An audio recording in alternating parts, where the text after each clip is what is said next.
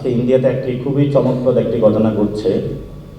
ইন্ডিয়ার যিনি chief justice আছেন উনি হলো তরুণদেরকে একটি কথা বলেছিলেন, সেটা হলো ককরোচ, তেলাপোকা, এবং তরুণদেরকে বলেছিলেন এগুলা বেকার, লেজি।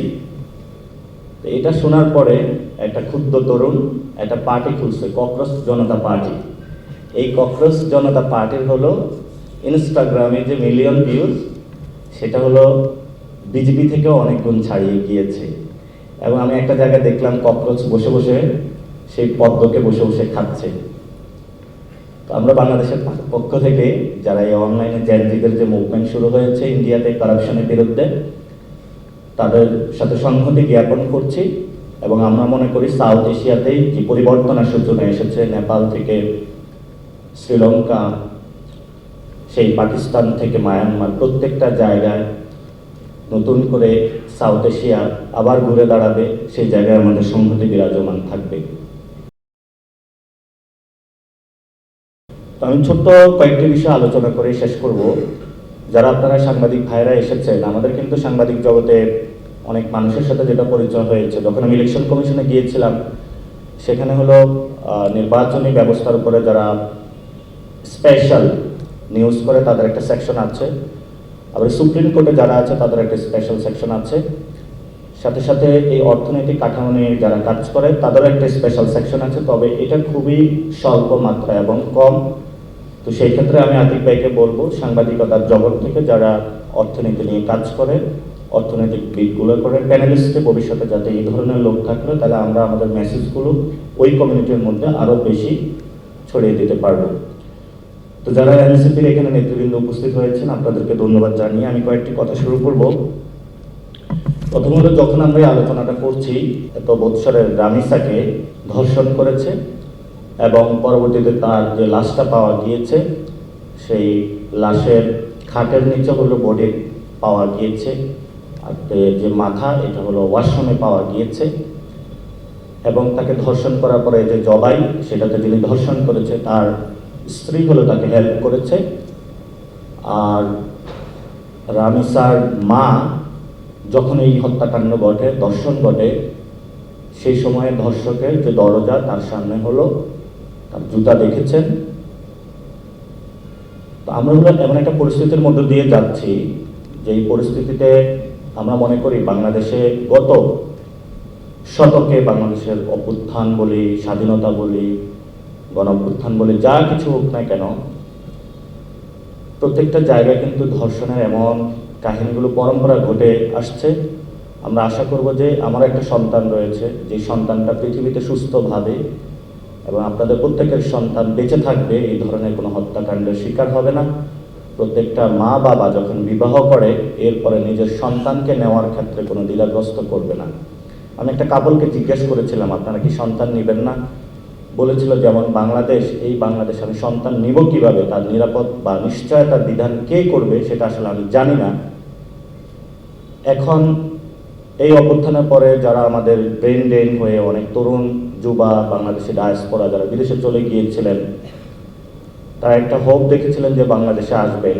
কিন্তু ইদানিং কিছু ঘটনা রয়েছে, যে ঘটনাগুলোকে আমাদের বিবেকবোধ থেকে সোসাইটির চরিত্রে এমনভাবে উন্মোচিত করতে আমাদের সামনে আসছে যে ভবিষ্যতে আমরা নতুন করে ভাবনার সময় এসেছে, হয়তো পরিবর্তন করতেই হবে অথবা চলে যেতে হবে। কিন্তু চলে যাওয়ার তো কোনো অপশন নেই, যেহেতু এই মাটিতেই জন্ম, এই মাটিতে থেকেই যারা ধর্ষণ করে, যারা ধর্ষকদের পাহারাদার, যারা ধর্ষণ বিরোধী আইন করতে প্রস্তুত নয়, আমাদের ফাইটটা জারি রাখবো, আমরা আমাদের সন্তানদেরকে রক্ষা করব। দ্বিতীয়ত যে বিষয়টা কর্মসংস্থানের বিষয় হলো, আজকে ইন্ডিয়াতে একটি খুবই চমকপ্রদ একটি ঘটনা ঘটছে। ইন্ডিয়ার যিনি চিফ জাস্টিস আছেন উনি হলো তরুণদেরকে একটি কথা বলেছিলেন, সেটা হলো ককরোচ, তেলাপোকা, এবং তরুণদেরকে বলেছিলেন এগুলা বেকার, লেজি। এটা শোনার পরে একটা ক্ষুদ্র তরুণ একটা পার্টি খুলছে, ককরোচ জনতা পার্টি। এই ককরোচ জনতা পার্টির হলো ইনস্টাগ্রামে যে মিলিয়ন ভিউজ, সেটা হলো বিজেপি থেকেও অনেক গুণ ছাড়িয়ে গিয়েছে। এবং আমি একটা জায়গায় দেখলাম ককরোচ বসে বসে সেই পদ্মকে বসে বসে খাচ্ছে। তো আমরা বাংলাদেশের পক্ষ থেকে যারা এই অনলাইনে জেনজিদের যে মুভমেন্ট শুরু হয়েছে ইন্ডিয়াতে কারাপশনের বিরুদ্ধে, তাদের সাথে সংহতি জ্ঞাপন করছি। এবং আমরা মনে করি সাউথ এশিয়াতেই যে পরিবর্তনের সূচনা এসেছে, নেপাল থেকে শ্রীলঙ্কা, সেই পাকিস্তান থেকে মায়ানমার, প্রত্যেকটা জায়গায় নতুন করে সাউথ এশিয়া আবার ঘুরে দাঁড়াবে, সেই জায়গায় আমাদের সংহতি বিরাজমান থাকবে। আজকে যে টপিকগুলো আমরা নির্ধারণ করেছি আমি খুব ছোট্ট করে শেষ করব। প্রথমত কর ব্যবস্থা হলো সংস্কার। কর ব্যবস্থা সংস্কার করা কেন জরুরি, একটু আগেই এই বিষয়গুলো নিয়ে খান জহিরুল ইসলাম ভাই বলেছিলেন কোন দেশের কতটা রেশিও, বাংলাদেশে হলো 8.6 মাত্র আমরা কর নিতে পারি জনগণ থেকে। এবং এই করের ক্ষেত্রে সবচেয়ে বড় যারা গরিব মানুষ তারা কর দিয়ে থাকে, এবং যারা বড় লোক তারা কর তো দেওয়া দূরের কথা, আবার আমরা যে করগুলো দিয়ে থাকি সেখান থেকে হলো তারা লুট করে নিয়ে যায়। তো বাংলাদেশে যদি আমরা কর ব্যবস্থা শক্তিশালী না করি তাহলে নাগরিকদের এবং রাষ্ট্রের মধ্যে যে সম্পর্ক, সেই সম্পর্কের জায়গায় কিন্তু ভাটা পড়বে। মানুষ যখন দেখবে যে আমি গরিব হওয়ার কারণে কর দিতে হয়, তুমি বড়লোক হওয়ার কারণে কর দিতে হয় না, এই যে সমাজের যে বৈষম্য, সেই বৈষম্য থেকে কিন্তু জনগণ রাষ্ট্রের প্রতি আস্থা হারায়। তখন টিন সার্টিফিকেট থেকে শুরু করে বিভিন্ন জায়গায় মানুষ প্রতিবাদ শুরু করে, আমি হলো ট্যাক্স দিব না, এবং মানুষ তাদেরকে হাইড করার চেষ্টা করে। সুনাগরিক হয়ে ওঠার জন্য কিন্তু রাষ্ট্রের একটি বড় দায়িত্ব রয়েছে। সেই দায়িত্বের জায়গা থেকে যদি রাষ্ট্র এটা দায়িত্ব পালন করতে না পারে, তখন কিন্তু রাষ্ট্র ব্যবস্থা যেটা সেটা হলো ধ্বংসের মুখে পতিত হয়। ইন্টারনেটের সময় হলো এনবিআর সংস্কার কথা তোলা হয়েছিল। তো এনবিআর হলো দুইটা গ্রুপ হয়ে গিয়েছিল, এবং একটা গ্রুপ হলো এসে বলতেছে ভাই তোমাকে হলো 150 কোটি টাকা দিব, এবং এই এনবিআর এর এই পোস্টে হলো আমাকে বসাতে হবে। তো দুইটা পক্ষই দেখি বিভিন্ন জনের কাছে গিয়ে লবিং করে। তো আমি তাকে জিজ্ঞেস করলাম ভাই এই টাকাটা আপনি উঠাবেন কিভাবে? বললো এটা তো একটা চুটকির বিষয়, এটা হলো বসলেই চেয়ারে হলে উঠে যাবে। এবং একটু আগে উনি বলেছিলেন এনবিআর এর মতো অসাধু কিছু কর্মকর্তা যারা এই ধরনের দুর্নীতিগুলোর সাথে জড়িত। তো আমরা একটা শক্ত স্টেপ নিয়েছিলাম। তারপরে হলো গণতন্ত্রের যারা প্রতিনিয়ত মুখে ফেনা তোলে তারাও দেখলাম সেই আন্দোলনে অংশীদার হয়েছে, যেই কোনো মূল্যে হলো এনবিআর এর সংস্কারকে বাধাগ্রস্ত করার চেষ্টা করেছে, ফলত সেই সংস্কার ব্যবস্থা বাস্তবায়ন করা যায়নি। তো আমাদের প্রথমত বাংলাদেশে যদি কর ব্যবস্থা সংস্কার আমরা না করতে পারি, তাহলে জিডিপির যে অংশ এবং রাষ্ট্র কাঠামো যে মেরামত করা চালানো, সেটা অনেক দুঃসাধ্য কাজ হয়ে পড়বে। এবং রাষ্ট্রের জায়গা থেকে যদি দায়িত্ববোধের জায়গায় আমরা না আসি, আমরা ট্যাক্স দিতে প্রস্তুত আছি। আমি একটা কর্পোরেট কোম্পানিতে জব করেছিলাম, তো আমার ½ টাকা হলো তারা স্যালারি বেসড ব্যাংকিং সেক্টরে দিত, ½ টাকা হলো ক্যাশ টাকা দিত। তো জিজ্ঞেস করলাম আপনি ফুল টাকা কেন আপনি ব্যাংকিংয়ের মাধ্যমে দিচ্ছেন না? তো বললো যে এটা হলো কর ফাঁকি দেওয়ার হলো একটা বড় কায়দা। পরবর্তীতে আমরা যে আমাদের ফাইন্যান্সিয়াল যে এক্সপেন্স শিটগুলা মেনটেন করতাম, লাইক দ্য 2024 এর এক্সপেন্স শিটটা, অথবা আমরা সেই ডেবিট ক্রেডিটের যত আমাদের সব কিছু আছে, এটা দেখা গেছে 2014-এ থাকতো। তো একদিন হলো আমি অফিসে বসে ল্যাপটপে কাজ করতেছিলাম, তো একটা দুপুরের বিরতির পরে দেখি হলো ল্যাপটপ নিয়ে সবাই অফিস থেকে হলো দৌড়ায় অন্য জায়গায় চলে যেতেছে, একটা বড় বাংলাদেশের কোম্পানি। তো পরে খুঁজে পাইলাম যে হলো এটাতে এনবিআর এর লোক এবং অন্যান্য যারা ট্যাক্স অফিসার তারা আসতেছে, এই জন্য ল্যাপটপের মধ্যে সব ডাটা, এই জন্য হলো দৌড়ে চলে যাচ্ছে।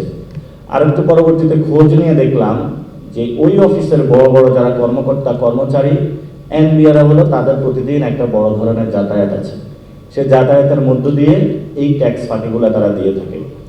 সেই জন্য আমরা যে আলোচনা আজকে এখানে আয়োজন করেছি, এটা দীর্ঘদিন কথা চলছে, ভবিষ্যতেও যাতে আমরা কর ব্যবস্থা সংস্কার করতে পারি এবং জনগণের মধ্যে উৎসাহ অংশগ্রহণমূলক কর ব্যবস্থা আমরা আয়োজন করতে পারি। ইনশাআল্লাহ এনসিপি যখন ক্ষমতায় আসবে তখন আমরা এই নিশ্চয়তা বিধান করব, যাতে হলো বড় বড় রাঘব বোয়াল আছে যারা ট্যাক্স ফাঁকি দিয়ে যাচ্ছে, তাদেরকে আমরা ট্যাক্সের আওতায় নিয়ে আসবো। এবং ট্যাক্স ব্যবস্থা সংস্কার করতে গিয়ে যত বড় হনু হোক, গণতন্ত্রের দরজাদারের মুখে ফুটে উঠুক, তারা যদি এখানে এসে কি আমার কি টাইম শেষ?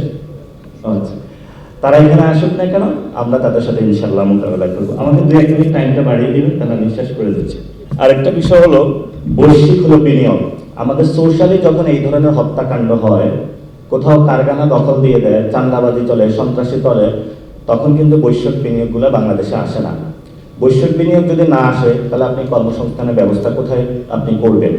এখন বৈশ্বিক বিনিয়োগে যারা আমাদের এখানে ইনভেস্টর আছে তারা সরকারি সচিবালয়ে না গিয়ে দেখি পলিটিক্যাল পার্টি অফিসগুলোতে ঘুরে, বললো যে সচিবালয়ের যে গ্রিন সিগন্যাল সেটা তো পলিটিক্যাল পার্টি অফিসারগুলোতে পড়ে থাকে, ফলে এইখান থেকে যদি সুইচ না চাপে সেখানে তো আমার হলো কাগজপত্রটা হলে অ্যাপ্রুভাল হবে না।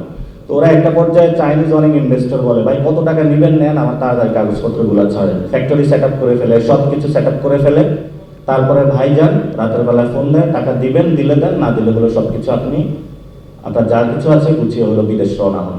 এই পরিস্থিতির মধ্যে দিয়ে যাচ্ছে, এগুলো আমরা খুব কাছ থেকে দেখেছি। changetv.press, এক ফোঁটা হলুদও নেই।